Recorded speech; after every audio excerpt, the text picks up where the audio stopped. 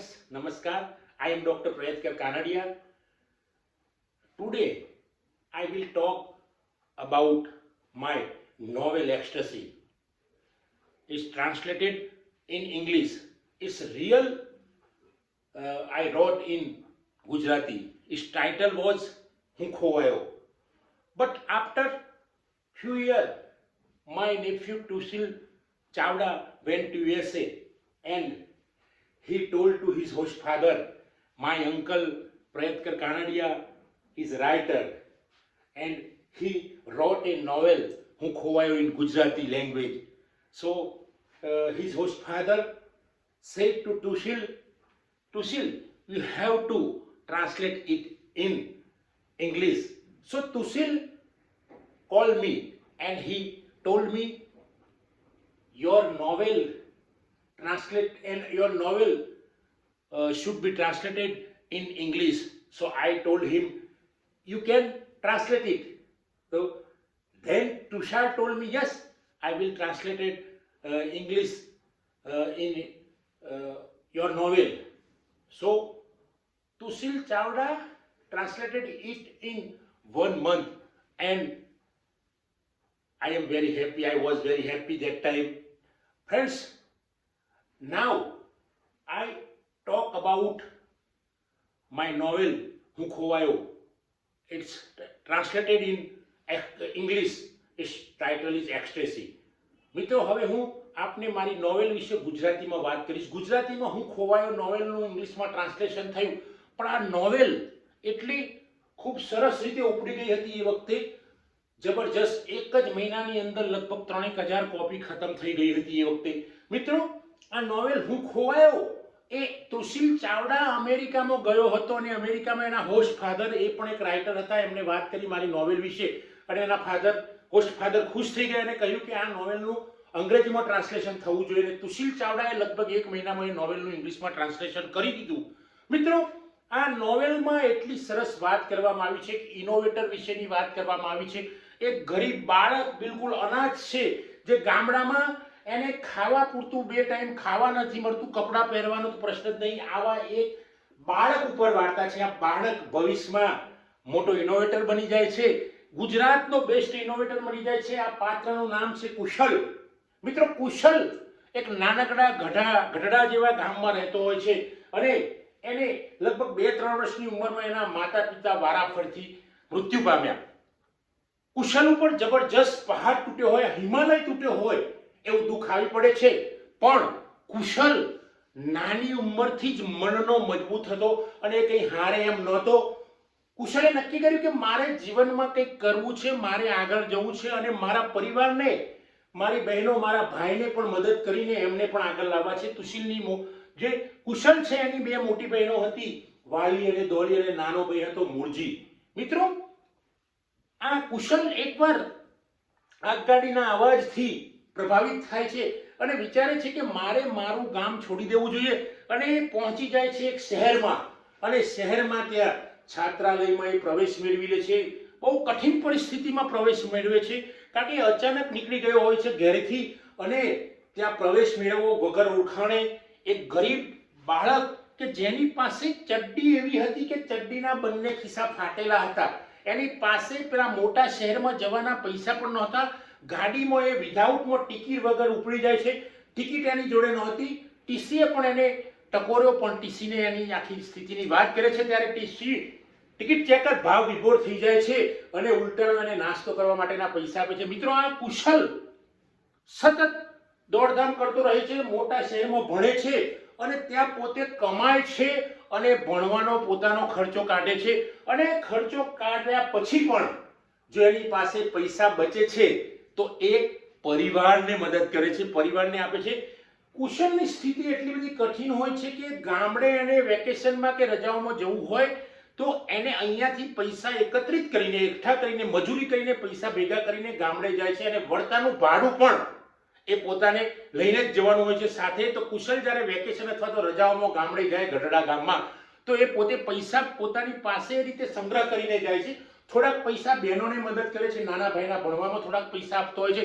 આવો કુશલ જબરજસ્ત મહેનત કરે છે અને એ વખતે ફાઇનલ અવ્વલ નંબરે પાસ થાય છે ત્યારે આખું ગામ કુશલની વધામણી કરે છે, કુશલને વખાણે છે, કુશલની પ્રશંસા કરે છે, પણ કુશલ આમ 7મું ફાઇનલ પાસ કરીને બેસીને એવો નતો.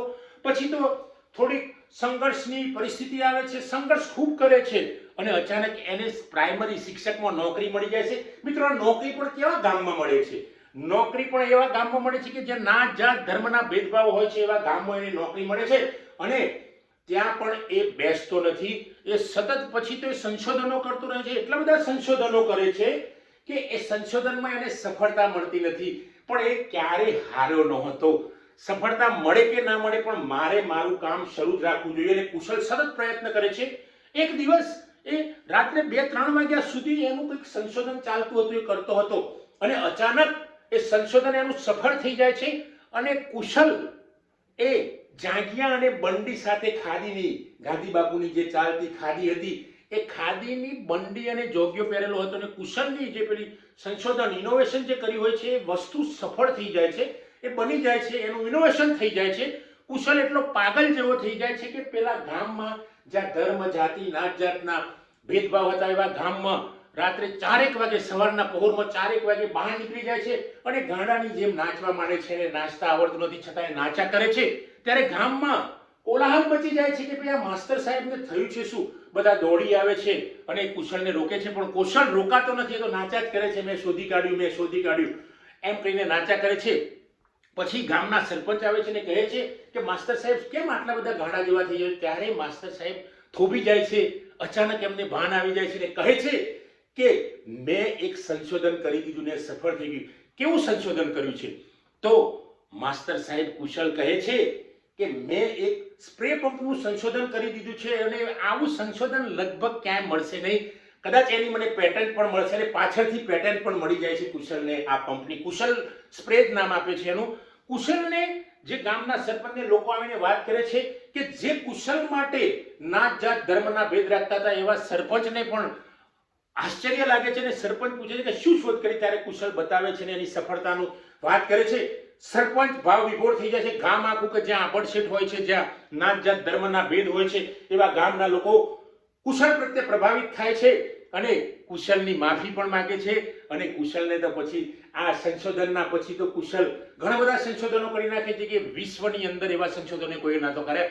કુશલે કિત્તાલાલની શોધ કરી કે જે નર્સરીની અંદર કોથળીઓ કેવી રીતે ભરવી એની પણ કુશલે શોધ કરી દીધી. એ પણ કદાચ વિશ્વની પહેલી શોધ હતી. હની બી અને લોક સણવાણી જેવા સામયિકોમાં કુશલની વાર્તાઓ આવવા માંડી. કુશલના રિયલ જે સંશોધનો હતા એની વાતો થવા માંડી અને કુશલનો અમદાવાદના મ્યુઝિયમમાં કુશલનું એક્ઝિબિશન ભરાયું અને ત્યાં એ વખતેના જે સેલિબ્રિટીમાં જે જાણીતા આજે પણ શબાના આઝમી બહુ મોટા સેલિબ્રિટી છે એમને મુલાકાત લે છે અને એ એક્ઝિબિશનનું ઉદ્ઘાટન એમના હાથે થાય છે. મિત્રો, કુશલની આટલેથી વાત અટકતી નથી પણ કુશલને પછી તો બેસ્ટ ઇનોવેટરનો એવોર્ડ મળે છે અને કુશલ પહોંચી જાય છે દિલ્હી. દિલ્હી બહુ દૂર હોય છે પણ કુશલને એની પત્નીને ત્યાંથી ટિકિટ આપવામાં આવે છે, એર ટિકિટ. જે કુશલ માત્ર ગાડામાં જ બેઠો હતો, જે કુશલ માત્ર આગગાડીમાં બેઠો હતો એવા કુશલને વિમાનમાં ઉડવા, આકાશમાં ઉડવાની મોકળાશ મળી જાય છે અને કુશલ પહોંચી જાય છે ભાઈ દિલ્હીમાં. પણ દિલ્હીમાં એને ગુજરાતી તળપદી ભાષા સિવાય કંઈ બોલતા આવડતું નથી. જેમ તેમ કરીને કુશલ દિલ્હીમાં રહે છે 2-4 દિવસ. એમને એ વખતેના તત્કાલીન રાષ્ટ્રપતિ અબ્દુલ કલામના ત્યાં રહેવા મળે છે એમને અને કુશલ ખૂબ ખુશ હોય છે અને અબ્દુલ કલામે પણ કુશલ ઉપર ઘણી વાતો કરી. મિત્રો, કુશલે દિલ્હીમાં જઈને પણ એક નિશાળની અંદર એક શિક્ષકને ટકોર્યો કે જે શિક્ષક બાળકને મારતો હતો એને એકલો નહોતો આવડતો. ત્યારે કુશલ એને ટકોરે છે કે તમારે આ રીતે નહીં વાત કરવી, કારણ કે કુશલને તો ગુજરાતી જ આવડતું હતું પણ છતાં તૂટી ફૂટી હિન્દીમાં વાત કરે છે અને પેલા શિક્ષકને કહે છે કે લોવા ફૂટ, આને એકડો આવડી જશે. અને મિત્રો, એ બાળક જે માર ખાઈ રહ્યું હતું એ બાળક 1 મિનિટની અંદર નહીં, 1 સેકન્ડની અંદર એકડો લખી નાખે છે. ત્યારે પેલો શિક્ષક ભાવ વિભોર થઈ જાય છે અને કુશલને વંદન કરે છે. તો આવો કુશલ એક નાનકડા ગઢડા ગામમાંથી પહોંચી જાય છે દિલ્હી અને ઘણા બધા એવોર્ડ્સ મેળવે છે. ત્યાં તો રાષ્ટ્રપતિનો બેસ્ટ ઇનોવેટરનો એવોર્ડ મળે છે. મિત્રો, ત્યારબાદ પણ એને ધર્મજ, એ વડાલી જેવા મેળાઓમાં એને ગોલ્ડ મેડલ મળે છે, શિલ્ડ મળે છે અને પ્રથમ કક્ષાના ઇનોવેટર તરીકેની એની ખ્યાતિ મળી જાય છે. અને આ કુશલ એક ગરીબ ગામમાં જન્મેલો ગરીબ કુશલ, અનાથ કુશલ ક્યાંય પહોંચી જાય છે પણ છતાંય એના તન મન ઉપર ક્યારેય અહમની રેખા આવતી નથી અને કુશલ આમ સરસ જીવન જીવે છે. અને આ હું ખોવાયો એનું અંગ્રેજીમાં ટ્રાન્સલેશન થાય છે એક્સ્ટસી. એક્સ્ટસીનો મતલબ મિત્રો થાય છે પરમાનંદ. હું ખોવાયો એટલે મારો અહમ ખોવાયો, હું ભગવાનમાં ખોવાયો, હું પોતે કુશલ રહ્યો નથી, હવે તો હું પરમાત્મામાં સમાયો છું, આવો અર્થ થાય છે. અને આ કુશલ નિરાભિમાની બની જાય છે.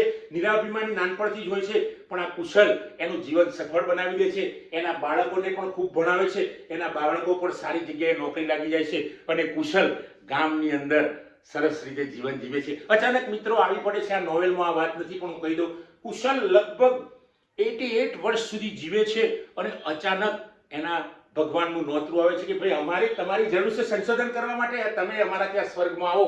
અને કુશલને અચાનક ભગવાન સ્વર્ગની ટિકિટ આપી દે છે. પેલો દિલ્હી પહોંચેલો, વિમાનમાં પહોંચેલો કુશલ અચાનક ઉપડી જાય છે ઈશ્વરના ત્યાં અને સ્વર્ગે સીધાવે છે. અને ભગવાન એને કહે છે કે હવે અહીંયા સંશોધનો કરવાના છે, હવે તમારી પૃથ્વી પર જરૂર નથી, ગઢડામાં જરૂર નથી, સમાજની જરૂર નથી, હવે સ્વર્ગમાં જરૂર છે. તો આવા કુશલને હું વંદન કરું છું. મિત્રો બસ આજે આટલું જ. જો મારી ચેનલમાં